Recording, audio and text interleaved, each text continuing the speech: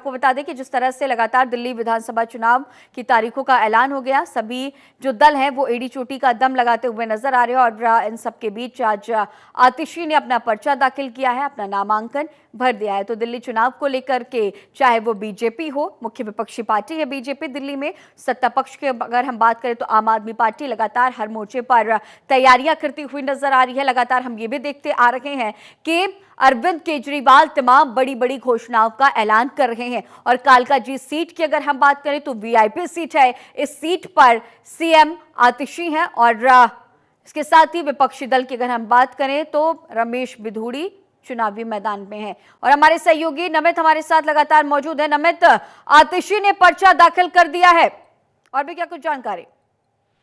देखिए, बिल्कुल निश्चित तौर पर 2020 में पहली बार वो कालका जी से विधायक बनी थी और इस बार वो बतौर दिल्ली की मुख्यमंत्री और कालका जी से उम्मीदवार के तौर पर पर्चा दाखिल उन्होंने अभी कुछ देर पहले ही किया है। हालांकि पर्चा दाखिल करने से पहले कल उन्होंने एक बड़ा जो रोड शो था वो किया, जिसमें खुद आम आदमी पार्टी के कई बड़े नेता शामिल हुए थे। मनीष सिसोदिया जो कि दिल्ली के पूर्व डिप्टी सीएम है, वो उनके साथ रैली करते हुए नजर आए थे। आज उन्होंने नामांकन दाखिल किया है, कल एक बड़ा रोड शो उन्होंने किया था।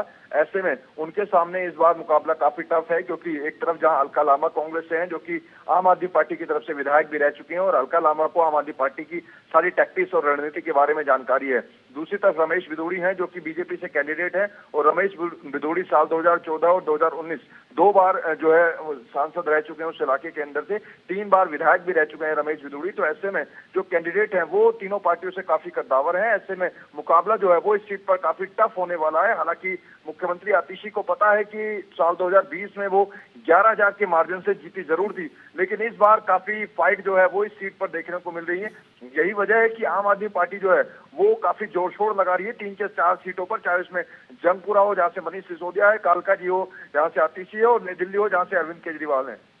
तो जिस तरह से देखिए एड़ी चोटी का दम लगाते हुए सभी दल नजर आ रहे हैं और इन सब के बीच कालका जी सीट से मुख्य विपक्षी दल बीजेपी से रमेश बिधूड़ी चुनावी मैदान में है। रमेश बिधूड़ी के बयान लगातार चर्चाओं में रहे। उन्होंने जिस तरह से विवादित बयान दिया, चाहे वो प्रियंका गांधी को लेकर के हो, हालांकि उन्होंने बाद में माफी भी मांगी थी और इसके साथ ही 24 घंटे के भीतर ही उन्होंने आतिशी को लेकर के, सरनेम को लेकर के बयान दिया था। तो ये इन बयानों का कितना इम्पैक्ट इस बार के चुनावी मैदान में, क्योंकि लगातार ये जो बयान है रमेश बिधूड़ी के, उसे भुनाती हुई आम आदमी पार्टी नजर आ रही है।